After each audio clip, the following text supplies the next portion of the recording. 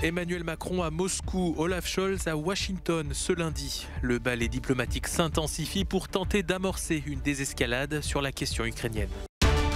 Au moins 10 personnes sont mortes ce week-end à Madagascar après le passage du cyclone Batsirai. Plusieurs dizaines de milliers d'autres ont dû quitter leur foyer.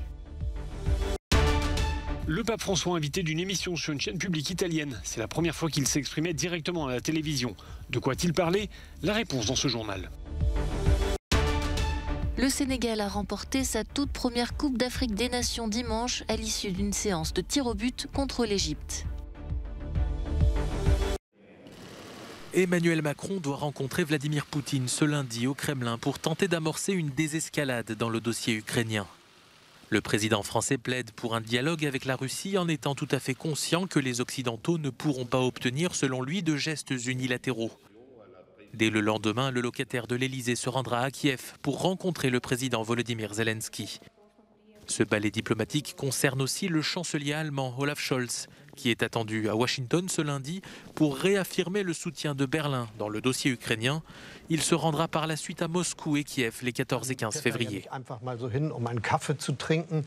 On n'y va pas simplement pour prendre un café, il s'agit de vraie politique, dans ses aspects les plus durs et les plus importants.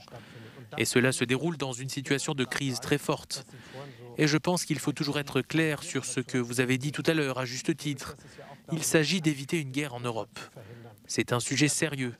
Et c'est cela que je dois aux citoyens de notre pays. J'en suis responsable pour la paix en Europe et vis-à-vis de nos alliés.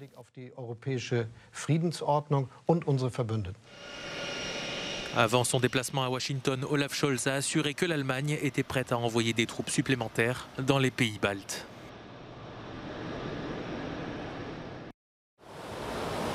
Deux semaines seulement après le passage de la tempête Anna, Madagascar a été durement frappé par le cyclone Batsirai dans la nuit de samedi à dimanche. Selon les dernières estimations, 10 personnes au moins ont perdu la vie dans la catastrophe. Près de 50 000 autres ont été déplacées, mais nombre d'entre elles qui s'étaient réfugiées dans des abris après le passage de la tempête Anna n'ont désormais plus nulle part où aller.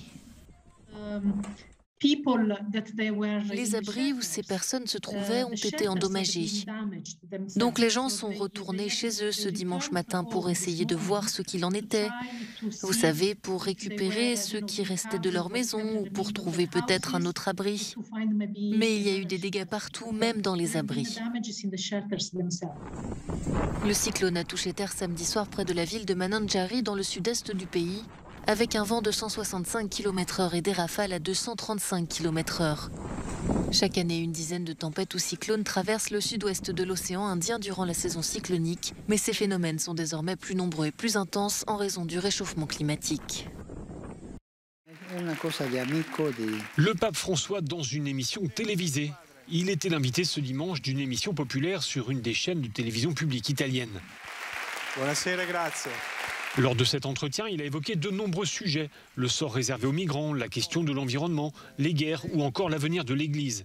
Et comme à son habitude, il a aussi invité les Italiens à faire preuve de charité.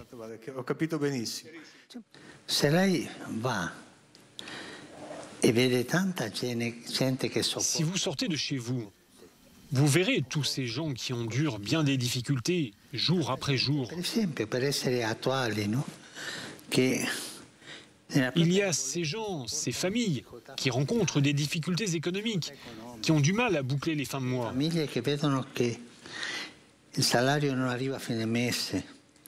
Et puis, il y a toutes ces souffrances générées par la pandémie. Donc, je crois que ce ne serait pas honnête de ma part de me plaindre de ma situation. Dans un registre plus léger, le pape a évoqué son goût pour le foot, la musique classique et le tango. Il a aussi avoué qu'il ne regardait jamais la télévision. C'est la première fois que François s'exprimait ainsi dans une émission de télé. D'ordinaire, les fidèles sont habitués à l'entendre lors de ses allocutions place Saint-Pierre.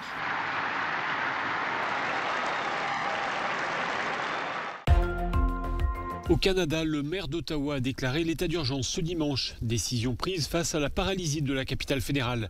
Depuis une semaine, des chauffeurs de poids lourds bloquent la ville pour dénoncer les mesures sanitaires. Baptisé Convoi de la Liberté, ce mouvement de protestation s'est étendu à d'autres grandes villes canadiennes. À Ottawa, la police a procédé à plusieurs arrestations en vertu de cette situation d'état d'urgence. L'Australie va rouvrir ses frontières aux touristes étrangers à partir du 21 février. Annonce faite ce lundi par le Premier ministre Scott Morrison, qui a précisé que cela ne concernait que les personnes entièrement vaccinées. L'Australie avait fermé ses frontières en mars 2020 et pendant 2 ans, quasiment personne n'a pu arriver ou partir de l'île. Le secteur du tourisme espère enfin rebondir grâce à cette réouverture des frontières. Les engagements climatiques des plus grands groupes mondiaux sont loin d'être atteints. C'est ce qui ressort d'une étude menée par le New Climate Institute, un think tank allemand qui s'est penché sur 25 des plus grandes entreprises mondiales. Il a passé au crible les objectifs qu'elles s'étaient fixés et les résultats effectivement obtenus. Conclusion, toutes ces entreprises affirment viser la neutralité carbone. Dans les faits, selon l'étude, elles ne réduisent que de 40% leurs émissions polluantes. Voilà maintenant plus d'1 an que le gazoduc transadriatique, surnommé TAP, a été mis en service. Sur 900 km, il relie les côtes italiennes à la frontière gréco-turque. Grâce à ce corridor gazier sud-européen, le marché du vieux continent bénéficie de gaz en provenance d'Azerbaïdjan. L'objectif de ce gazoduc est de diversifier les voies et les sources d'approvisionnement en gaz, alors que l'Europe est très dépendante de la Russie, qui fournit près de 40% des importations. Mais dans la région italienne des Pouilles, certaines personnes s'interrogent sur l'utilité réelle de cette infrastructure. Il n'y a pas vraiment de diversification. D'abord parce que le gaz azerbaïdjanais a un coût énorme par rapport à ses concurrents, et ensuite parce que les Russes tiennent une place au sein du consortium Shah-Deniz en mer Caspienne qui produit ce gaz. Lukoil en est le deuxième actionnaire, donc je ne vois pas de diversification réelle.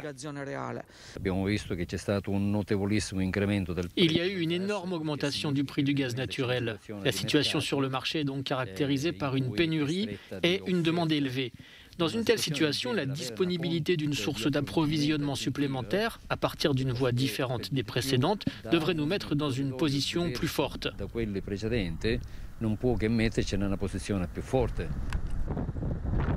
Ce magnifique paysage derrière moi est le tout premier point d'accès du gaz en provenance d'Azerbaïdjan vers l'Europe.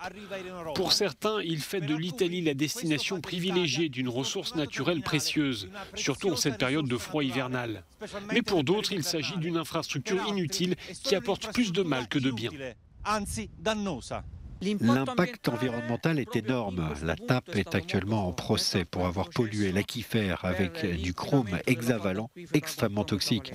Sous terre, dans cette campagne, il y a d'énormes quantités de béton qui sont entrées en contact avec l'aquifère et, selon les tests effectués par l'Agence régionale de l'environnement en 2017, l'aquifère a été testé contaminé par du chrome hexavalent.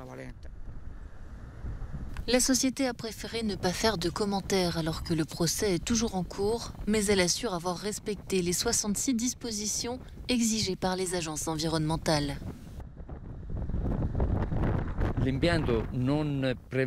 L'usine n'est pas destinée à stocker du gaz. Il n'y a pas de processus chimique en jeu, il n'y a pas de déchets de production qui pourraient être toxiques ou autres. Donc de ce point de vue, l'impact environnemental est quasi nul, voire nul. Da questo punto di vista, diciamo, l'impatto ambientale è pressoché nullo, se non nullo. Le gazoduc doit acheminer depuis le Caucase 10 milliards de mètres cubes de gaz par an, soit environ 2% de la consommation de l'Union européenne et de la Grande-Bretagne. L'UE importe chaque année environ 250 milliards de mètres cubes de gaz de l'étranger, soit 70% de sa consommation.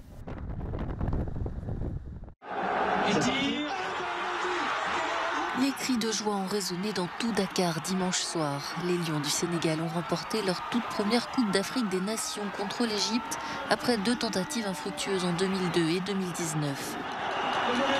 Après un match très fermé pendant lequel aucune des 2 équipes n'a réussi à marquer, la victoire s'est jouée au tir au but.